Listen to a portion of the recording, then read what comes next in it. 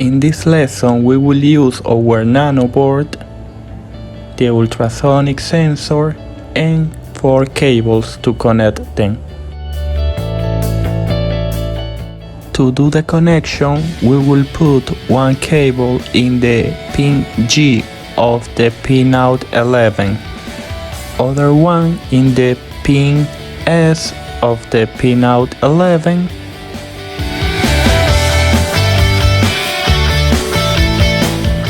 the third one in the pin S of the pinout 11, and the last one we will put it in the pin S of the pinout 12.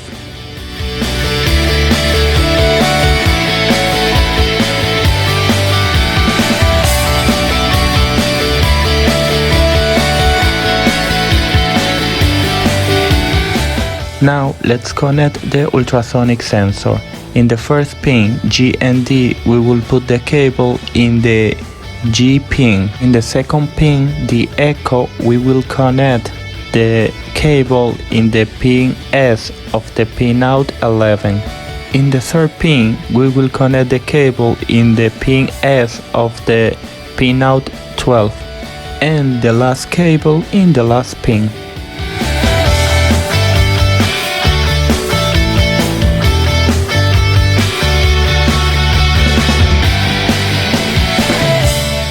Now we will open Arduino and we will require to install a library to test our ultrasonic sensor. We will go to the Sketch option, then include library and manage library.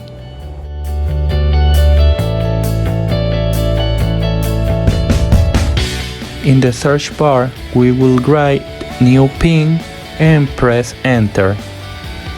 Then we will press the button install to get this library. Now we go to File, Examples, and we search New Pin folder, and here we will select New Pin Example.